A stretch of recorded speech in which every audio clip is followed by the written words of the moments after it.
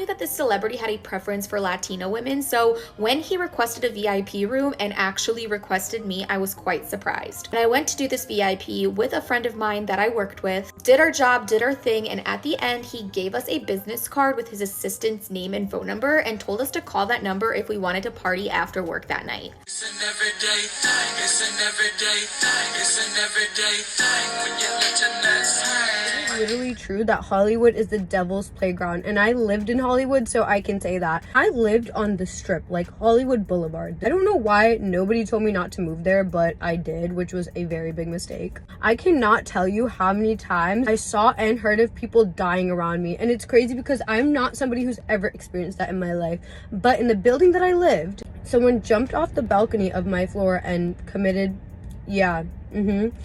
someone also on my floor, and his body was left to rot for months, probably like 8 months since before I had moved in, which is insane. And I have proof of this, and I'll actually do a story time another day because like I was like a little like investigator and I found this out myself. Like I don't think anyone else knew, but I 100% knew. Someone from my building was throwing glass objects from like the 3rd floor into the courtyard. I walked out my house at 9 o'clock in the morning and I saw someone shooting up into their veins. I would see people screaming and shouting and crying, laying on the floor like begging for help, and nobody would help them. The energy and vibes were so bad in that apartment that I literally broke my lease and I paid $3,000 just to get out of there. The more you know. Where do I even begin? Several people have sent me this TikTok and asked me to share some of my experiences, so here you guys go. I literally lived in Hollywood for 2 years and all this random shit happened to me. When people say Hollywood is haunted, they are not joking. The amount of paranormal experiences that I experienced living there. One time I was in an Uber, it was late as fuck at night, maybe like 1 or 2 in the morning. We are on a hill, okay? We're at a stop sign on a hill. There is nowhere for anybody to come from. And out of nowhere, someone starts banging on the window, help me, help me, help me. Literally screaming. Scares the fuck out of me in my Uber and we look at each other. See, he's better than me because he got out the car. I rolled my window down. Tell me why there was nobody there.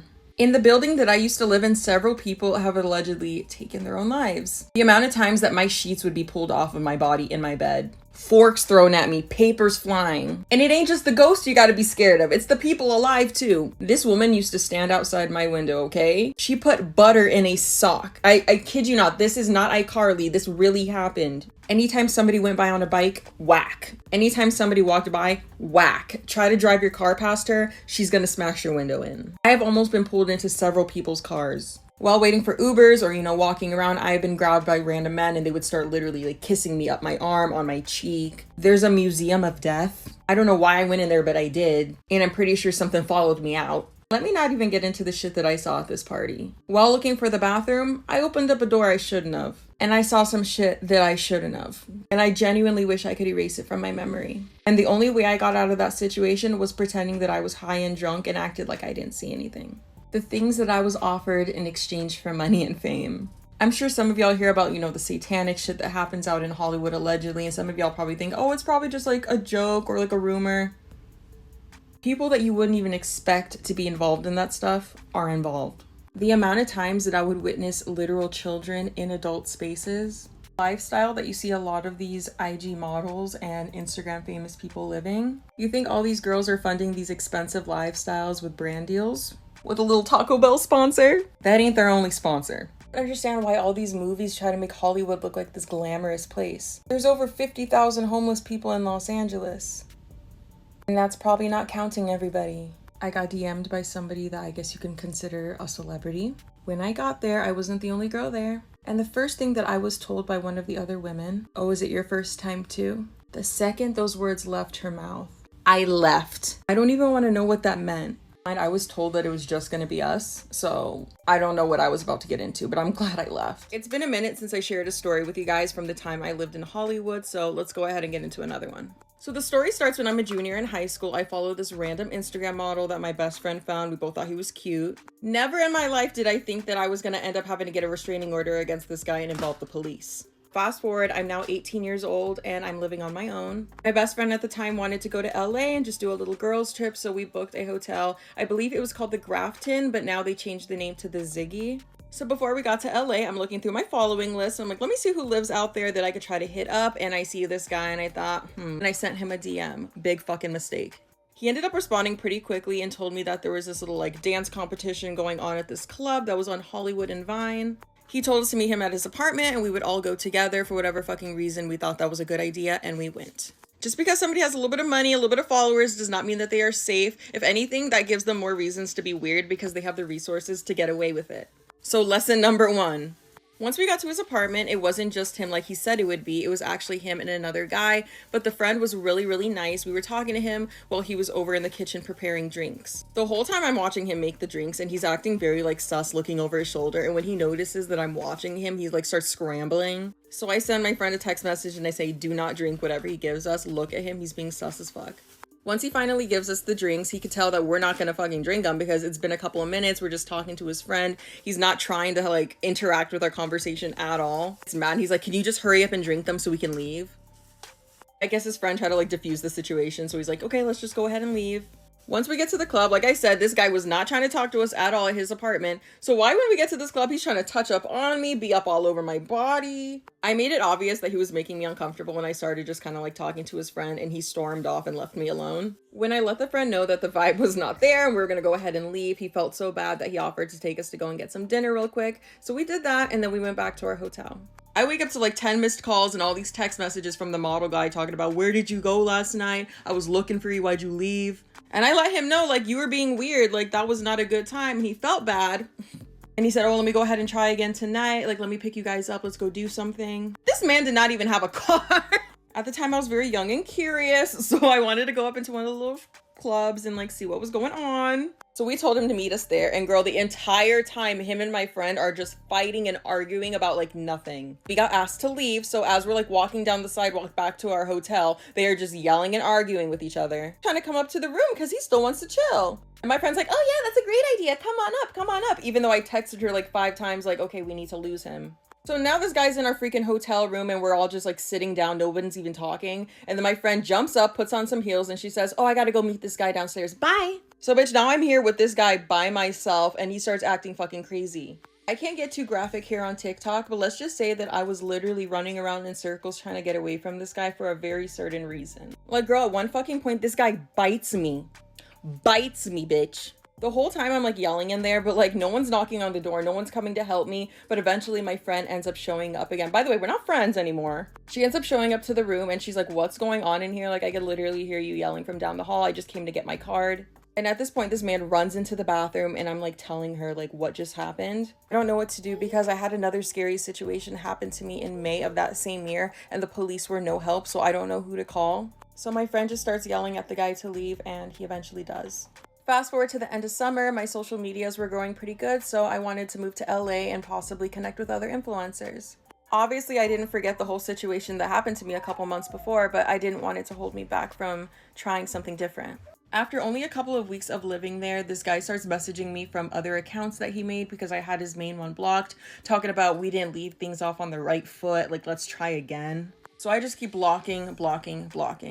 And it's like one day I just started seeing him everywhere I was going, whether it was the Galleria Mall, just walking down Hollywood Boulevard, going to the Beverly Center. I kept seeing him everywhere. So one day I'm hanging out with my girl Kelly Sweet and we're driving around. We're maybe one street over from my apartment. And who do we see on the corner, bitch, with a fucking camcorder pointed straight up at the buildings? When I say this man was showing up everywhere, like girl, there's no reason he should be at the wig store that I'm shopping at. The wig store. So I decided, you know what, fuck it. The police didn't help me that one time, but let's try again. And I filed for a restraining order. And by the grace of God, girl, I actually got it. Because this guy knew where I lived, they recommended that I move to a different apartment building. So I did just that. So now at this point, I'm living in Glendale. It did not matter that I moved. This man was still showing up to places that I was at. He did not care that I had a restraining order against him. And girl, the paranoia and just like not feeling safe was starting to really fuck with my mental health. So I had a roommate at the time because I did not feel safe living by myself anymore. Girl, and it did not help that I had an influencer break into my apartment. Do I ever get a fucking break? I had a whole other influencer break into my apartment building and just do all this crazy shit. So like just all of this stacking up. So bitch, I took the hint and I left LA. I left California. I said, this is clearly not the place for me to be because all this crazy shit keeps happening. Like, girl, I have so much that I have not shared online. And once I moved back to Arizona, all the harassing calls, all the weird shit, it stopped. So that was the time that I got stalked by a fucking Instagram model. Like, this guy was always posting girls on his story, like, always had someone on his arm. Like, why are you stalking me? I got kids to protect now, so I can't sit here and say his name and, like, have him start all this shit again. But yeah, be careful and do not be super trusting of people just because they have fucking followers, because look what happened. Another reason not to move to Hollywood. You guys have been asking me for more Hollywood story times, so here you go. Today we're gonna switch it up and I'm gonna actually share some scary encounters I had with strangers off the street as well as subscribers. So let's start with the time I got jumped outside of Target. Around this time, it seemed like I was having a bad luck streak. Everywhere I went by myself, something was happening. So my friends told me, girl, if you want to go to the mall, you want to go to the store, if you want to go to the bathroom, like, let us know so somebody can be there with you because something keeps popping off. Me being stubborn, I'm telling them, you guys, I'll be fine. I can go to the city Target by myself. I'll be okay. But baby girl, I was not okay. I got my ass whooped by some random person outside of the parking garage. Well, I don't have enemies, but this girl's hitting me, punching me, saying, I hate you, like, go to hell, I hate you. You. At this time, I was having drama with another influencer, but like, I don't have actual legit enemies. While shopping at the Beverly Center, I had a guy come up behind me and grab me and say, oh my God, I love your videos so much. I love your content. I love you, Simply Nessa. Like, wasn't even saying I love you, Vanessa. Like, I love you, Simply Nessa. I turn around and it's a 35 to 40-year-old man. But it wasn't just people who knew me from online. It would just be random people on the side of the street. I was standing outside of my apartment complex. Some guy comes up to me and starts kissing me up my arm. I used to live on Hollywood and Vine, so I was surrounded by a bunch of nightclubs. So most of the time after, drinking, going out, I would just walk back home with my friends. We're walking, playing music on our phone, minding our business, and some motorcycle pulls up hella quick, tries to put me on his bike and take off, but my ass, because I was tipsy, I fell off. Where was he taking me? Where was I going? Why have I almost been kidnapped at least like 4 times in my life? Whenever people tell me, oh my gosh, I'm moving to Hollywood, I'm like, why? Like, let me just sit you down and tell you all the shit that I went through. And that was just a few of the incidents. Oh yeah, and while we're on the topic of Hollywood and Los Angeles, California, and the madness you're gonna see, another thing I'm gonna talk about is the Canon event. For some strange reason in Los Angeles, California, if you decide you wanna live there or you want to explore there for a while, you will have a make or break moment after about 1 year living in that city. I won't tell you about mine because it's something private, I guess. I'm going to say it's more spiritual, but if you do decide that you want to live in that place, you will have a moment that is going to be probably one of your most challenging things you've ever dealt with in your life. And you have to decide, are you going to push through it or is it going to break you and you have to run away from that place? So be careful of that. Oh yeah, this is why I moved from San Diego to New York and not LA. I grew up in San Diego, so I had a lot of friends move up to LA, like right after college or high school. Like all my friends that wanted to like accomplish anything, And so before I moved, I used to always go up to LA. And I had a lot of fun like partying there, but actually living there seems awful. Okay, first of all, most of my friends that moved there did get involved somewhat in like a higher up scene where they're hanging out with like celebrities. I have had so many friends tell me that they have had conversations with like very famous people that LA just has a dark negative energy around it. I'm not talking about like, oh, it's haunted, like people die every place, I'm talking about like astrogeography, energetic vortexes. I actually do have a theory that LA or Hollywood is kind of like the opening to hell. Like this is the end, but like actually in real life. Because yes, LA is a competitive place, but New York doesn't feel like that. Like I've always told my friends, New York feels like a place that you go to discover your sense of self, where LA feels like a place that you go to lose a sense of yourself. Okay, but back to the astrogeography thing. So you know how different places just feel different. Like you go to Miami and you're a little turned on. That's just how it is. Like everyone I've ever talked to has said the same thing. Tulum is a place you go to manifest. It's very powerful. LA has that dark energy around it. So if you're there and you don't really have a good support system, you don't have a really good sense of yourself, you're not like secure in yourself, it is a place that you go and you feel very lost and you get chewed up and spit out like real quick. So the funny thing about all this is I actually would move to Malibu or Santa Barbara. Like coastal LA, yes. Inland LA, don't go there. You must never go there. Promise me you won't go there. I know it seems so beautiful and glamorous and amazing because you constantly see movies and actors and influencers posting about it. But these are the same people like behind the scenes saying that it's a dark place. But yeah, don't go there if you don't have a solid sense of self or like a good support system. It's crazy to think that people are starting to wake up to this now when this has been going on for like a decade or two and probably even way before that. I see people moved to LA and then moved back within like a year or two because of all the stuff that they see in LA. I've never personally lived there. I've only had a couple of friends move there to try and start some sort of entertainment business career, whether it's acting, modeling, or music.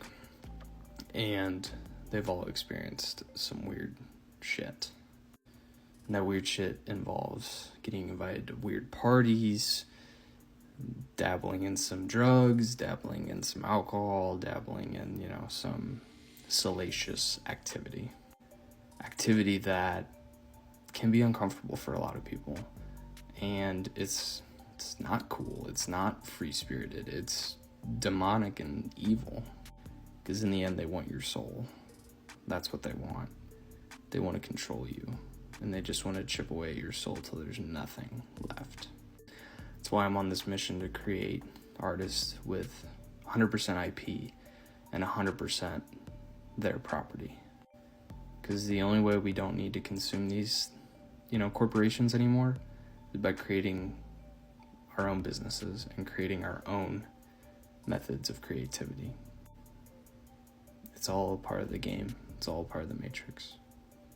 You just gotta choose where you want to go. I was invited to a secret A-list celebrities party. There were things that happened at this party that were so dark and so terrible that I have been afraid to talk about it until now. This goes back to almost 7 years ago when I was living in Los Angeles. I was a struggling actress. I was working as a dancer at a club. At this club, we would get a lot of clients that were high profile, especially in the music industry. On one particular evening, we had this very high profile client come in and request a VIP room. I knew that this celebrity had a preference for Latino women, so when he requested a VIP room and actually requested me, I was quite surprised. And I went to do this VIP with a friend of mine that I worked with, did our job, did our thing, and at the end, he gave us a business card with his assistant's name and phone number and told us to call that number if we wanted to party after work that night. I was so not down for this, but the friend that I had done the VIP with told me that she's gone to one of his parties before and that he lives in the Hollywood Hills, has a really cool house. I was really apprehensive on going, but the night was really slow at the club that evening, so we actually ended up leaving early. I was not much of a party person or a drinker, so I was completely out of my element. I was literally there just for the bag. The party at this guy's house was not big or anything. I would say that there were probably less than 30 people in attendance, smoking and doing things that you can imagine are happening at celebrity parties. But one thing I couldn't help but notice is that amongst the people were some very, very young looking girls. At one point I look at my friend and I tell her, hey,